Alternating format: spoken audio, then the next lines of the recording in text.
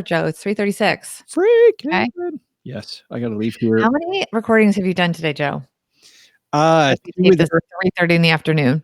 2 with Eric Robert, 2 great interviews for Stacking Benjamins, and now 4 of these, so 8. This will be 8 interviews. I only did 6. You win. I win. And you know what's funny is we're doing all these at a time because of my Florida trip and then my New York trip. I have to do 4 Stacking Benjamins episodes with OG before Monday. Ooh. And I go to Ohio tomorrow. I go to Ohio tomorrow at noon. So between Saturday at like 2:30 in the afternoon and Sunday night, we're going to be recording 4 Stacking Benjamins episodes. Okay. But this time next week, I'm in the Panhandle where it's going to be in the mid-40s. So jealous. Mid-40s? Won't be warmer? No, it's going to be mid-40s. I know. It's a cold. And it's there the whole time I'm there. Rainy and cold. But it's going to be in the teens and 20s in Detroit. So I ain't complaining. All right. You know what? Are you going to do the cold open for this since I'm doing the mystery sponsor? I can do one on the fly. How about this? Go for it. All right. Press record. I already did a minute ago, but I'm going to stop. And Mr. Fultz, I want you to know, what's your first name? Or do you want us to just keep calling you C? Mr. Is somebody chatting? Yes. He is. All right. Here we go. All right. We're going. Let me do this. Nope, I'm good. All right, guys. Isn't it fun being part of behind the scenes? Chris. It's Chris, just so you know now. We've got Chris here. All right. Here we go. No, it's not 2008 again. You're not in a time warp. Mortgages back in the news, and this will make your stomach sink. More bad news. Bobby and I are going to talk about mortgages on today's Money with Friends. Welcome to the Money with Friends podcast. I am certified financial planner Bobby Rebell, host of the Financial Grown Up podcast, coming to you from my very grown up kitchen in New York City. And coming to you from my mom's half-finished basement outside of Detroit, Michigan, where we make the Stacking Benjamin show. I'm Joe Saul-Sehy. And this is the Money News Show that includes commentary on recent headlines and stories with thought leaders from across the financial landscape. We break them down into what matters to you, our friends, and we leave you with a takeaway to make it your own. This episode is brought to you by the Stacking Benjamins podcast, Joe's side project. If you're a little side project, you got a side hustle, Joe. If you're looking for the greatest money show on earth, a financial circus, look for Stacking Benjamins wherever you are listening to this podcast. How about that, Joe? It's kind of fun. Yeah. Yes. Everyone needs a little side hustle, little change on the side, a little plan B, right? If this Money with Friends thing doesn't work out, I've always got to fall back. This big you always do called Money with Friends. Yeah. You and I don't know about your co-host there, but I'm going to get in trouble. Shut across the bow, you Mochi. Mortgages back in the news. So let's get into it. Let's see which one of our friends is going to help us kick off today's show. This piece comes to us from Market Watch and is written by Keith Juro. And it's a fairly long story. And Bobby, as you know, because you and I have read this piece, a lot of history here. So for those of you not familiar with the history of the housing bubble and what happened, and then therefore why this opinion piece, Mr. Juro is pretty afraid of where we are right now, you'll definitely want to read the whole thing. We'll have it on our Twitter feed and on the our Instagram feed. But the opinion here, jumbo mortgages are haunting the housing market and things could get really scary. Keith writes, the U.S. housing market crash a dozen years ago is evidently ancient history for many mortgage lenders. Mortgage underwriting standards have eased considerably in the past couple of years. One of the largest U.S. mortgage originators now offers a jumbo mortgage of up to $1 million with only 10% down if you have a FICO score of at least 760. Borrowers who can scrape up a down payment of between 30 and 40% might be able to receive up to $3 million. One smaller lender is now offering home buyers a loan as high as $2 million with a FICO score as low as 640. This score was considered subprime during the bubble years in the early 2000s. Such favorable terms indicate a confidence that housing markets are in decent shape and there is nothing on the horizon to worry about. Indeed, the consensus view now is that jumbo mortgage delinquencies have been steadily declining and no longer pose any threats. In reality, jumbo mortgages, loans that exceed the guarantees set by Fannie Mae and Freddie Mac, are a jumbo sized problem. And we did, before we get into this, just so that we know the numbers that we're talking about, I did look up what the numbers are because they have changed over the past few years. The value of a jumbo mortgage does vary by state and even by county, but the FHFA sets the conforming loan limit size for different areas. So that's a you have to be under these numbers to get a non jumbo mortgage.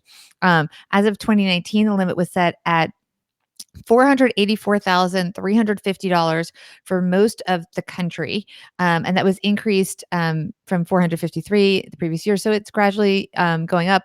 For counties that have higher home values, New York City, the baseline limit is set at 726,525. So jumbo is anything above that number, 726, basically, just so people know what we're talking about when we say jumbo mortgages. There also is a chart showing the average mortgage in dollar amount. Back in 2004, it was $539,000. Today, it's over $1 million for a jumbo mortgage. Does this? And by the way, that's for refinances. For purchases, original purchases, $900,000. I don't get it. I seriously don't get it. I understand why there are always going to be people out there that if you can loan them more money, they will take it and they'll default on it. But bankers doing this? Like, well, I think that they're looking to make loans, and it's been very challenging because rates are lower, and they've stated so you don't have as much refinancing as you maybe used to have. So they're constantly looking to fund things, and that's where a lot of things went wrong historically. If you look at that, they were the bad guys very often in the housing bubble because they were loaning money to people that when the rates adjusted, and it talks in this piece a little bit about interest only mortgages, which can be the right product for some people, but very often is not. It depends on what your goals are and what your financial sophistication level is and how much maybe of a backstop you have. But these are sold to people more than they are bought, I think. And very often people are told by professionals and quote advisors what they can afford. And then they look for a house in that budget rather than thinking, okay, what do I really want to be paying for a home? Not just in a monthly payment, but also as a general owner. What kind of value of a home do you really need? And while it's been hard for some areas that there seems to be less interest in these monster mega, I guess you call them McMansions in the younger generation than there used to be in our generation, Gen X. It's important to you don't have to get the biggest house, even if you can afford it. It's funny. I'm a guy who usually has had the opinion, and I say this a lot, that I think that a lot of the, check the fees and what your advisor's point of view, your advisor ripping you off, like this is all overstated. But in this particular case, I don't think it is, because if you don't, there's so much money at stake. Like, I love watching these shows, the millionaire listing shows. Do you like the millionaire listing? I love that. Ryan Serhant was a guest on Financial Grown Up. I think he was a guest on you guys on Stacking Benjamins too, right? He was. We had so much Yeah. talking to Ryan. It was such a blast. And, and I follow Josh Altman out on the West Coast on Instagram. And these guys are so cocky and they're so full of themselves. And it's just so fun. By the way, Ryan's book is phenomenal, by the way. Very good selling techniques. If you are in sales, which we all are effectively, whatever you do, you're in sales. He's good. He even has a show, Sell It Like Sirhan. I mean, he's really good. I can't recommend him that book more. I've given that book as gifts a lot, which I don't often do. But I'll say this: when you look at the amount of money that guys like Ryan make on a single sale, right? When you're talking about houses this big, the mortgage people make a ton of money, and so do the realtors. And my goal is to make this transaction happen. So even though it might be in your best interest, with that much money on the line, you got to start with your goal. You have to start with what can I afford and do your own homework, because the bank's not going to do your homework for you, Bobby. And your mortgage lender is not going to calculate what you can personally afford. They will say, well, a guideline is this, but a guideline and your budget can be two totally different things. Right. And there's a lot of stakeholders when you are going through a real estate transaction that will all attend the closing in person, waiting for their checks. And then you are the only one left with that monthly payment. Yeah. Yeah. So, Everybody's very happy you bought the house and they go away. Good point. And yeah. you're And they always tell you you'll feel better. I mean, and look, it is true. I remember I almost had a heart attack my second one because it was it was a one bedroom. I bought it on my own. I was single at the time and I was really having a hard time, even though actually there really wasn't much of a loan. But the psychological idea of just, owning this, it was a very grown up apartment. It wasn't like a tiny little starter one like my first one. And the real estate agent said to me, he's like, you know what? When all the hubbub is over, trust me, you will feel better. And that wasn't really true. I was still like, oh my God, this is a big deal. I mean, I definitely, like I said, this wasn't even close to leveraged at the time, because I'd been very fortunate the way the market had gone and so on. But they just want to get you through it. Yeah, and it doesn't matter, by the way. I know this particular piece we're talking about, guys, is about jumbo mortgages. This is any size mortgage. I mean, any size mortgage. Once that mortgage paperwork is signed, they have their money. They're gone. I'm very happy that my real estate professional we used a year ago to buy this house in the Detroit area has remained a friend of mine. But we don't talk about the house. We don't talk about the purchase anymore. We just talk about the Detroit Red Wings and how bad they stink. I'm the one, like you said so eloquently, that just has to pay every month, has to continue to pay the mortgage and lives in the house. Boy, no matter this is probably for most people, Bobby, the biggest transaction. I can't think of any transaction bigger unless you're a business owner that's going to be bigger than buying a house. It is. And like I said, everyone else has a stake in the transaction happening, but you're the only one that carries the risk of the wrong decision. And look, moving this away from jumbo mortgages, it has become more commonplace now to have these lower percentage down transactions. And there's a lot of people that are incentivized to do that because they want the real estate deals to happen. And very often, by the way, with goodwill, because they want, lower income areas to have people become homeowners with the best intentions.